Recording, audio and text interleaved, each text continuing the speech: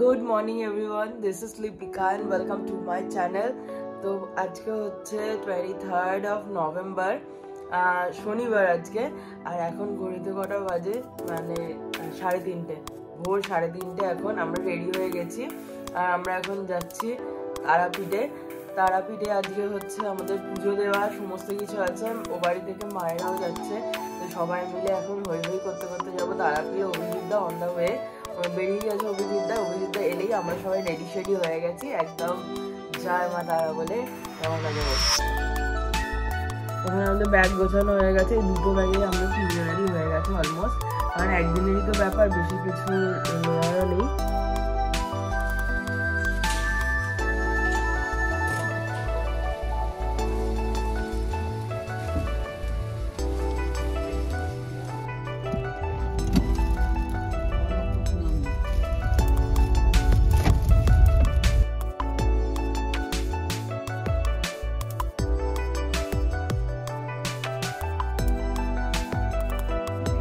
Guess what, আমরা এখন পৌঁছে গেছি অলমোস্ট হচ্ছে কৃষ্ণনগর।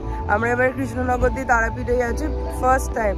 যার রাস্তাটা বানিয়েছে জাস্ট মাখনের মতো, অনেকটা বড় বড় রাস্তা, একদম ফাটাফাটি লাগছে। এই যে ন্যানি না মায়েদের গাড়ি, তারপর বাপিরা এসে গেছে। ফার্স্ট টাইম আমরা এখানে এখন ফার্স্ট স্টপ এখানেই, আর তারপরে হয়তো আমরা তারাপীঠ পৌঁছে যাবো। আমরা কৃষ্ণনগরে এখানে এসেছি, এই শঙ্কর মিষ্টান্ন ভাণ্ডার, এখানে বেশ ভালো লাগছে। অ্যাকচুয়ালি ছোটোবেলাটা ডেভিডের পুরো বড় হওয়া কৃষ্ণনগরে। ডেভিড আর মাম তো বারবার কৃষ্ণনগরের কথাই তাই বলছে। তাহলে এখন এসে একটুখানি চাটা এই সমস্ত কিছু খেয়ে নিই, খেয়ে দিয়ে নিয়ে তারপর আবার রওনা দেওয়া যাবে।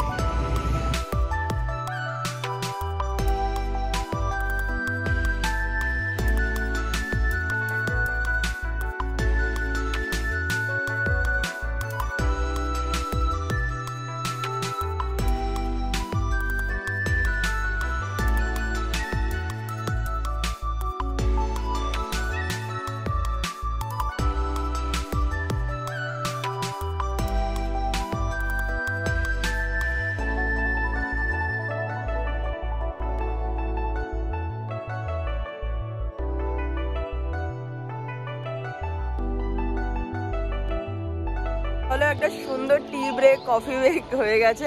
যার যেটা খাওয়ার ছিল, আমি একটা চিড়ে ভাজা নিয়ে নিয়েছি, কারণ জানি না এরপরে আবার ব্রেক কটার সময় হবে। তো চলো এখন আবার রওনা দেওয়া যাক। এখন জানি না, মেবি ব্রেকফাস্টের জন্য আবার ওয়েট করতেও পারি, বা একেবারে ডিরেক্ট চলেও যেতে পারি।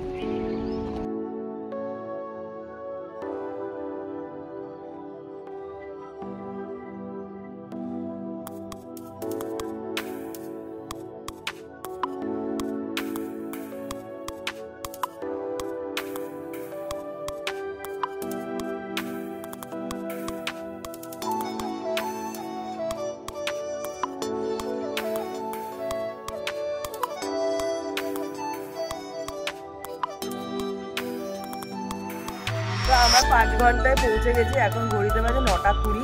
9:20-র মধ্যে আমরা এসে গেছি। এই যে মা, তো চলো হোটেলের ভেতর এন্ট্রি নেওয়া যাক। আর হোটেলটা, এটা আমরা নতুন একটা হোটেলে আছি। আগে আমরা নর্মালি লরিকা আর মা তারাতেই থাকতাম, এবারে আরোহী বলে একটা হোটেলে এসেছি। দেখা যাক এখানকার রুম কীরকম, এখানকার স্টাফেদের বিহেভিয়ার কীরকম, তো পুরোটা তোমাদের সাথে শেয়ার করবো। তো চলো এখন যাওয়া যাক।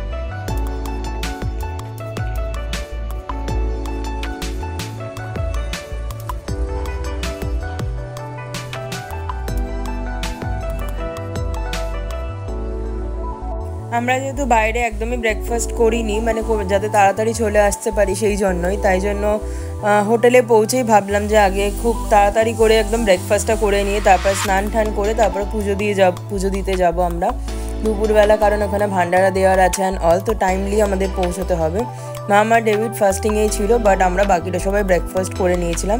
এটা হোটেলের ডাইনিং এরিয়া, যেটা ছিল অনেকটা বড় আর খুব নিট অ্যান্ড ক্লিন। অর্ডার করেছিলাম আমরা লুচি আর আলুর তরকারি, আর আমার জন্য অর্ডার করেছিলাম আলুর পরোটা। আলুর তরকারিটা দেখতে বুঝতেই পারছো যে ভীষণই টেম্পটিং দেখতে হয়েছে, যেরকম খেতেও ছিল বেশ টেস্টি।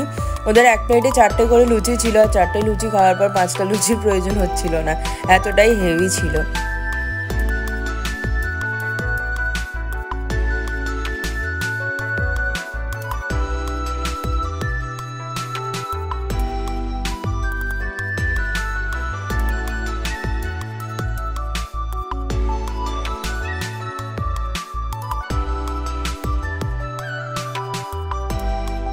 আমার জন্য যে আলুর পরোটাটা অর্ডার করেছিলাম ওটা দইয়ের সাথে ওরা সার্ভ করেছিল, আর আলুতে একদম স্টাফিংটা ফুল অফ আলুতে একদম ঠাসা ছিল, খেতে ভীষণই টেস্টি লাগছিল।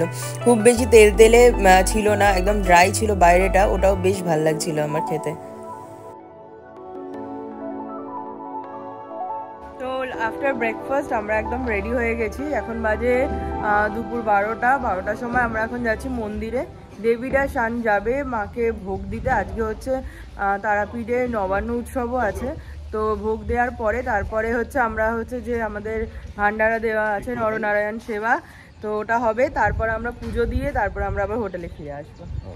একদম হেভি ব্রেকফাস্ট হয়ে গেছে, তো এখন লাঞ্চের কোনো প্ল্যান করছি না, বাট ডেভিড আর মাম হচ্ছে পুরো ফাস্টিংয়ে আছে। তো চলো এখন যাওয়া যাক, এখান থেকে টোটো করে বেশিক্ষণ লাগবে না, একদমই অল্প সময়ের মধ্যে পৌঁছে যাব। চলো।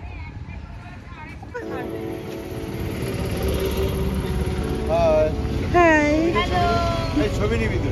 এও যাবে আমাদের সাথে। তারাপীঠে এই বছর প্রথমবার গিয়ে জানতে পারলাম যে ওখানের ফেমাস পুজো হচ্ছে কার্তিক পুজো। অলিতে গলিতে বড় বড় করে কার্তিক পুজো সেলিব্রেট করা হচ্ছে। আর ওই যে বলেছিলাম এখানে আজকে আছে নবান্ন উৎসব, একে তো ছিল শনিবার, তার ওপর নবান্ন উৎসব, প্রচুর মানুষের ভিড়, আর মনে হচ্ছিল হারিয়েই যাব, যদিও জায়গাটা চিনি তাই জন্য খুব একটা বেশি ভয় লাগছিল না। আমাদের যিনি পুরোহিত ছিলেন উনি বলেছিলেন আগে নরনারায়ণ সেবা হবে, তারপরে আমাদের পুজো দেওয়া হবে, কারণ ওই সময়ের জন্য নাকি ঠাকুরের দর্শন বন্ধ থাকে।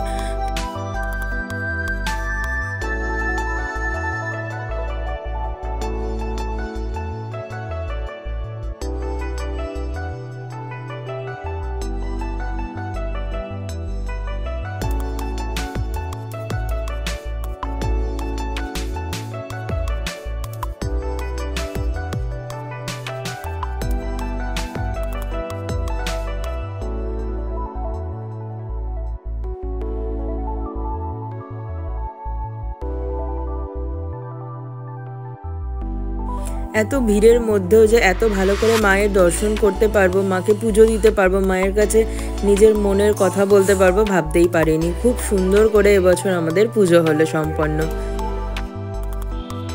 তো আমাদের সুন্দর করে পুজো হয়েছে, সুন্দর করে আমাদের নরনারায়ণ সেবা হয়েছে, তারপর আমরা ওই নরনারায়ণ সেবার পরে যে ভোগটা দিয়েছিলাম অন্নভোগ, মানে পোলাও অ্যান্ড অল, সেগুলোই আমরা প্রসাদে খেয়েছি ফার্স্ট টাইম।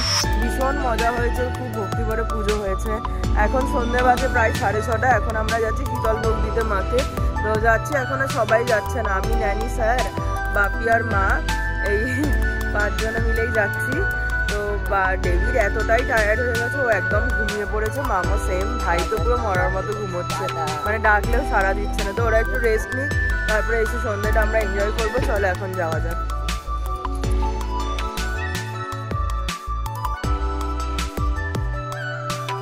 এই প্রথমবার আমি তারাপীঠের মন্দির এত সুন্দর করে লাইট দিয়ে সাজাতে দেখলাম, প্রথমবার। আর দুপুরের থেকেও মনে হচ্ছিল সন্ধ্যেবেলা মানুষের ভিড় আরও বেশি বেড়ে গেছে, মানে 4 গুণের থেকেও বেশি বেড়ে গেছে। আমরা যখন পৌঁছেছি তখন মায়ের আরতি চলছে। আমরা ভাবলাম ভেতরে গিয়ে একবার দেখবো, বাট সিঁড়ি থেকে আর ওপরে উঠতে পারলাম না, তাই বাইরে যে জায়েন্ট স্ক্রিনটা ছিল ওখান থেকেই দেখার চেষ্টা করছিলাম। জাস্ট লোকের ভিড়টা দেখো, এত ভিড় আমি জীবনের প্রথমবার তারাপীঠে দেখেছি। আরতির পর মায়ের কাছে শীতলভোগ নিবেদন করার পালা। তারপরেই আমি আর ন্যানি দুজনে মিলে শীতলভোগ বিতরণ করে তারপরে মায়ের সাথে রুমে ফেরত যাব, গিয়ে একদম রেস্ট।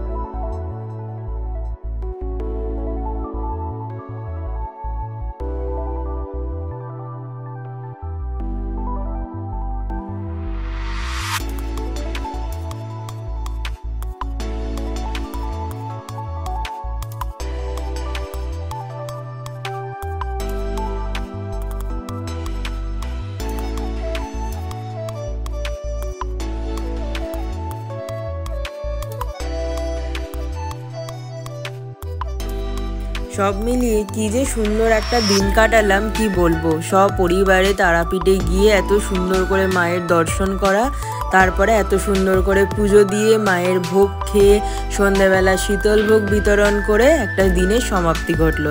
হোটেলে এসে তো সে কি মজায় কি মজা, সেইগুলো না হয় পরের ব্লগে শেয়ার করব তোমাদের সাথে। তোমাদের এই পুরো ব্লগটা কেমন লাগলো সেটা আমাকে জানিও। ভালো লাগলে লাইক করো আর কমেন্ট করতে একদম ভুলো না কিন্তু। ফ্যামিলি ফ্রেন্ডসদের সাথে শেয়ার করো। যারা এখনও অবধি সাবস্ক্রাইব করোনি, ডু সাবস্ক্রাইব মাই চ্যানেল। দেখা হচ্ছে খুব শিগগিরই আরও একটা নতুন ব্লগের সাথে। সবাই খুব ভালো থেকো, সুস্থ থেকো, সকলকে অনেক অনেক ভালো রেখো।